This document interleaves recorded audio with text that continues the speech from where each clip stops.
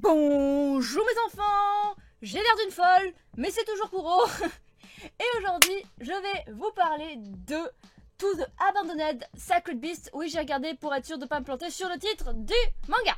Avant que la vidéo ne commence, je te rappelle que tu peux t'abonner à la chaîne si tu l'apprécies, à mettre la petite cloche de notification pour recevoir les notifications des nouvelles vidéos, à mettre le petit pouce bleu en bas de cette vidéo si tu apprécies celle-ci. Tu peux aussi partager la vidéo avec le bouton partager sur les réseaux de ton choix. Et si le vidéo gaming t'intéresse, il y aura ma chaîne gaming dans la description si ça t'intéresse. Bonne vidéo à toi. To the Abandoned Sacred Beast. Je sais pas pourquoi à chaque fois j'ai envie de dire To the Sacred Beast, mais non, c'est pas To the Sacred Beast. Ou Cats, alors là je suis obligée de dire, hein, écoutez, des fois on peut retenir, des fois on peut pas retenir, hein, le truc en Japon, on est... Bref. Katute Kami Data Kemonodachi. Donc tout abandonné ça fait stop dire ce truc. Disponible sur Crunchyroll. Et une petite révélation pour l'instant. Je sais plus parler. Agréablement surprise de cette petite découverte. Donc, je vais vous lire le petit résumé classique qu'on trouve sur les sites et après je vous dirai ce que moi j'en pense. Au cours d'une guerre civile opposant le nord et le sud du pays, les habitants du nord, plus nombreux, ont utilisé la magie noire pour créer des super soldats. Je vous donnerai après mon résumé un peu parce que magie noire c'est pas vraiment ça, hein. Nommés divins. Bien que leur terre ait été sauvée, certains ont commencé à craindre ces bêtes sacrées. Elles sont ainsi traquées car tôt ou tard ils perdent la raison et deviennent une menace. Alors, c'est le résumé du coup qu'on trouve, mais pour moi c'est pas très exact. Alors déjà il n'y a pas, pareil, 4 épisodes, il y a 4 épisodes actuellement sortis, et je n'ai pas entendu une seule fois parler de magie noire. C'est un médecin qui les a créés, donc il n'y a pas de magie noire qui soit en fait. Donc le résumé sur les sites est pas ouf du coup. Ensuite je vais vous lire un petit peu mes notes. Donc pareil, première impression sur le premier épisode que j'ai lu. Je lance le premier épisode et je ne m'attendais pas à ce que les divins on les voit en fait dans les premières minutes. Vraiment premières minutes. Et qu'ils soient uniquement des sortes d'animaux. Donc ça m'a très vite fait penser à Terraform Mars.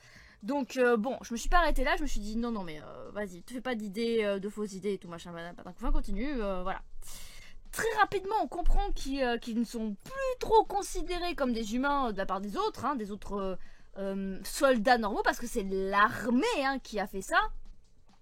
Donc les autres qui ne sont pas des divins, bon, ils traitent un petit peu, c'est très vaguement vu, mais ça se ressent quand même.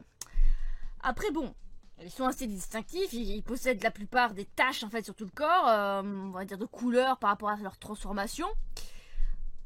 Et apparemment, c'est pas ouf, c'est pas ouf. De ce que j'ai cru comprendre dans le premier épisode, c'est que plus vous avez des taches étendues ou des choses comme ça qui apparaissent, c'est que plus vous avez des chances de devenir complètement taré. Donc ça c'était juste dans le synopsis. Donc voilà, pour le moment au début c'est ça. C'est un animé qui est assez classique pour le premier épisode, sympa. Il faut voir comment l'auteur tourne la chose, la psychologie des personnages, des divins. Et comment ça va devenir intéressant par la suite. Qu'est-ce qui va faire qu'on accroche à ce background en fait. Parce que le premier épisode c'est vraiment ça. C'est il y a des divins, il y a la guerre, ils se battent, on les voit se transformer. Et voilà, je vous en dirai pas plus. Toujours pas de spoil, en essayant d'éviter le maximum de spoil. Le niveau d'intérêt je l'avais mis de 3 sur 5, un peu plus au-dessus de la moyenne. Parce que personnellement moi j'aime bien les petits trucs avec des personnages qui se transforment et tout ça machin, je trouve ça intéressant et je sais que ça plaît à beaucoup de gens aussi, donc je me suis dit ça peut être intéressant. Et donc là j'en suis à l'épisode 4. Et qu'est-ce qui a changé dans tout ça? Comment je suis passée d'intérêt 3 à 4,5 je dirais. 5 c'est vraiment le must, 5 c'est sur Online quoi. Donc déjà on apprend du coup que certaines personnes de l'armée ne sont pas d'accord avec certaines choses. Je m'explique. Voilà. Les divins vont tous devenir fous. Voilà, on l'apprend vraiment très vite et je suis obligée de vous le dire en fait pour la suite des opérations. Hein, voilà. C'est vrai, je crois que c'est même dans le premier épisode qu'on nous fait sous-entendre qu'il n'y a pas de solution. Notre personnage principal, lui, n'a pas de tache sur le corps, il a rien en fait. Donc on comprend très vite que c'est un divin très puissant parce que si j'ai bien suivi, la mécanique du truc c'est plus tu te transformes, plus t'as des taches, plus tu deviens truc. Mais voilà. Et du coup, ben, lui il a rien. Donc le commandant, assez mastoc sur le bordel. Et là, le commandant se fait trahir. Je dirais pas par quoi, par qui, par qu'est-ce. Et il est dans le coma. Alors qu'il apprend que les divins c'était irréversible et tout machin. Avant de se mettre dans le coma, en fait, lui il dit en gros que bah, du coup il faut que tout le monde meure. Pour pas. Alors, c'est peut-être un peu radical, mais il explique parce que si les divins, avec le nombre qui sont, perdent la tête, ils vont raser le pays quoi. Et ça servait à rien de gagner la guerre. Ça reste plausible. Donc il se réveille et il se réveille très longtemps après. Donc il a tué personne, il y a des trucs qui sont passés, il y a le mec qui l'a trahi. Donc il part en quête. Et il part en quête de quoi? Eh bien des autres divins forcément.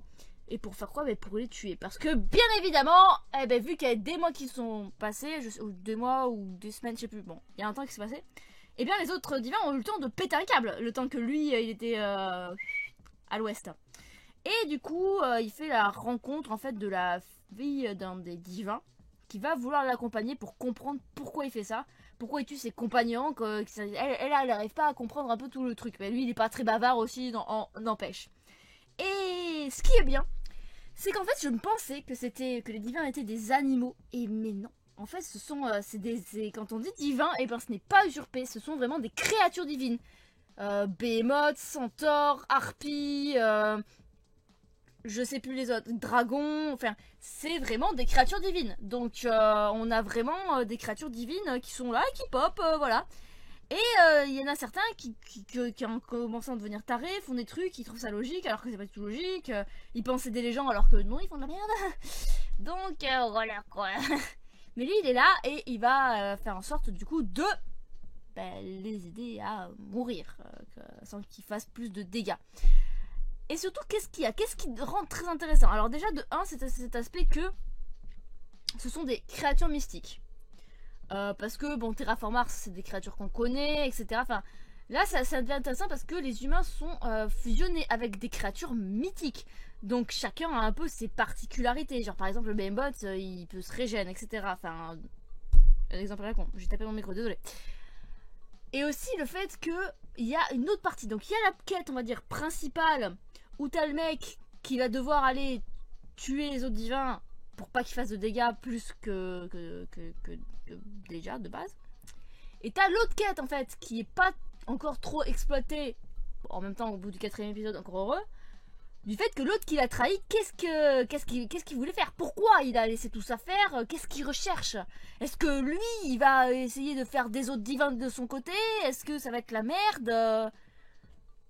On sait pas ce qu'il veut faire, hein, l'autre. Donc, peut-être qu'il va faire des trucs pas très très nets, quoi. Donc, il y a la quête principale, le fait de découvrir, en fait, tout simplement, les bêtes mythiques qu'il va affronter. Ça devient un truc un petit peu... vous savez, c'est quoi le truc qu'il va faire maintenant? Quel pouvoir ils vont avoir? Quelles caractéristiques? Le petit truc un petit peu... voilà, vous comprenez? La meuf, en fait, qui est avec lui, comment elle va évoluer aussi, donc la fille. Est-ce qu'elle va commencer à faire la même chose que lui, en comprenant, etc. Est-ce que finalement ils vont trouver une solution? Parce que lui aussi c'est un divin, même si il est très très peu atteint contrairement aux autres. Est-ce que du coup il va y avoir une solution pour les soigner finalement, et qu'en fait ils n'avaient pas pensé? Et qu'est-ce que l'autre voulait faire? Et aussi, un autre point que je ne spoilerai pas, mais il y a une chose qui s'est passée dans l'épisode 1, qui est très importante, et que on sait pas vraiment ce que c'est devenu. J'essaie d'être vague, mais ça aussi t'es en mode... On sait qu'il y a un truc. C'est pas possible que ça finisse comme ça. Il y a un truc qui nous dit que... Il essaye de nous dire des choses, l'auteur. Mais... Donc, honnêtement, pas mal d'intrigues. Très bien ficelé, je trouve. La psychologie du personnage principal est super cool. Parce qu'on voit vraiment que le mec, il est pas bien, quoi. Il doit aller tuer ses compatriotes avec qui il a fait la guerre. Et sûrement se donner la mort après, c'est ce qu'il pense, hein, sûrement, pour pas que lui aussi pète les plombs. Et derrière, on a quand même la fille qui, elle, est en mode mais non, faut pas faire ça, machin, nanana. Donc, donc la fille de l'autre divin. Et qui est en mode mais non, il est encore humain, regardez, il comprend ce que je lui dis. Il y a les deux côtés psychologiques qui s'entrechoquent et du coup, ça fait des choses un petit peu. T'es en mode. Moyen. Donc, voilà. En tout cas, moi je vais vous laisser pour cette petite. C'est pas une review, mais oui et non, mais pour cet avis, voilà, cet avis tout simplement, de To the Abandoned Sacred Beast, donc disponible sur Crunchyroll, je répète. Moi je vous laisse d'ici la prochaine vidéo, portez-vous bien, c'était Kuro, ciao ciao.